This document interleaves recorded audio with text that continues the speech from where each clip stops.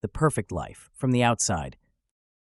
Packed stadium, millions watching, your dream job every single week.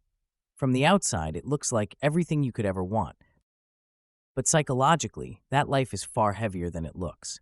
Because this is not just football, it is performance, judgment, and identity all at once. One great match, and you feel unstoppable. One bad game, and the whole country talks about you like you are finished. To understand it, you have to start early, long before the cameras. It starts with a kid who is good at football. Coaches notice, teachers mention it, other kids look at you differently. Very quickly, football stops being a hobby. It becomes your thing. Then slowly, without you noticing, it becomes you. Your whole identity starts to attach itself to one ability. When someone gets praised again and again for one thing, self-worth starts to attach to it. Playing well stops feeling exciting. It starts feeling like proof. Proof you matter, proof you are talented, proof you are different. So when the performances drop, it does not just feel frustrating. It feels personal, like something is being taken from you that you cannot name. Once identity and performance get fused together, every match carries extra weight. It is not just a game anymore. It is judgment, validation, survival. Here is where it gets interesting. The academy years. This is where the pressure hardens. At every level, players get cut. Some get released. Others realize they are no longer the best. Imagine being a teenager and constantly feeling replaceable. You become highly alert, sensitive to mistakes, driven by approval, scared of slipping, not because you are weak, because the environment trains you that way. Elite football looks glamorous from the outside, but underneath, it is full of psychological tension that nobody is allowed to talk about. Doubt stays hidden, fear stays hidden, stress stays hidden. Over time, the mask becomes part of the role. Then comes the Premier League, and everything gets bigger. A mistake in normal life is seen by a few people.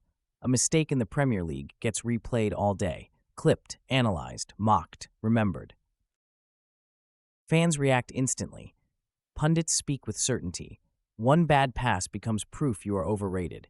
One missed chance becomes proof you have no confidence. One dip in form, proof you're done. That is a very unnatural way to live. Most people are not built to be judged at that scale, especially not in their 20s. There is the real person, and there is the public version. As the career grows, that gap gets wider. People recognize you, but they do not know you. They see success and assume peace. Often, it is the opposite. This is the part nobody talks about. Success adds more pressure, not less. Now, you are not just protecting your place in the team. You are protecting your reputation, your contract, your status, sometimes your whole identity.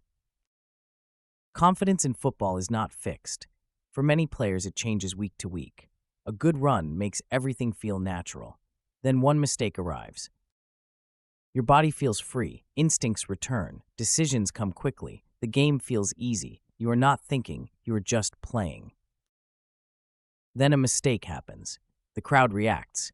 Doubt creeps in, you hesitate, and suddenly the game feels completely different. That is when fans get it wrong. They think he does not care. A lot of the time, the mind has just got involved where instinct used to be. At the highest level, half a second changes everything. Overthink the pass and the rhythm breaks. Lose trust in yourself and your whole game shrinks. A player stops expressing himself and starts protecting himself. Instead of trying to make things happen, he tries not to make mistakes. And the difference is obvious. It is not a character flaw. It is a learned response to an environment that punishes mistakes in front of millions. Behind every performance is a person carrying more than anyone watching can see. The pressure, the identity, the fear of losing the one thing that made them feel like somebody. The game does not know you. It only knows what you did last week. And somewhere underneath all of it, there is still just a kid who loved football, who played because it felt good. Before, it meant everything. The body is still there, the technique is still there, but the freedom is gone. You became famous before you knew who you were. The money arrived early. The attention arrived early. The status arrived early. You were not ready for any of it. And then a new question starts following you everywhere. Who actually likes you for you? Who was there before all of this?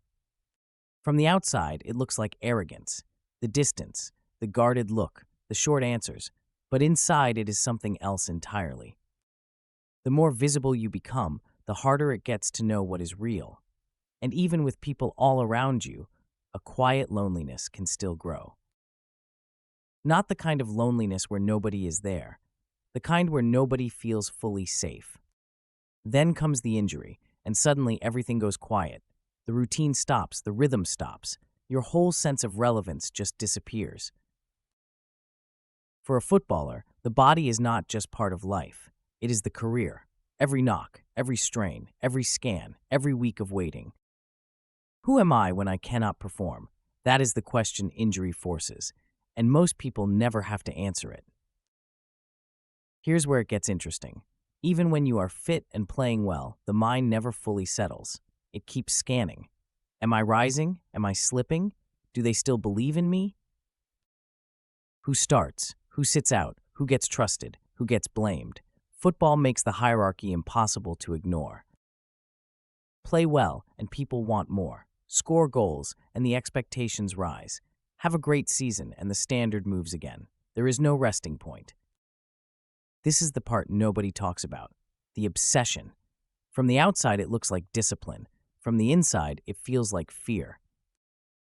The strict diet, the extra training session, the obsessive recovery routine, some of it really is discipline, but some of it is fear. Fear of decline, fear of losing your place, fear of becoming irrelevant in a world that moves on fast, where last season already feels like a long time ago. And remember what we saw at the start, the freedom that was gone. This is where it went, into pressure, constant pressure, to perform, to stay sharp, to stay valuable, while millions watch. That does not mean the life is empty. There is real joy in it. Scoring under the lights, hearing the crowd erupt, winning at the highest level, living the dream you chased as a child, that part is real too. Think back to that small orange figure we saw earlier, the child who just wanted to play, who had no idea what was coming. To survive at that level, you have to become mentally unusual, more disciplined than most people, more resilient than most people, more guarded than most people. The next time you watch a player miss a chance or misplace a pass, remember what you are actually watching. You are not just watching someone play football.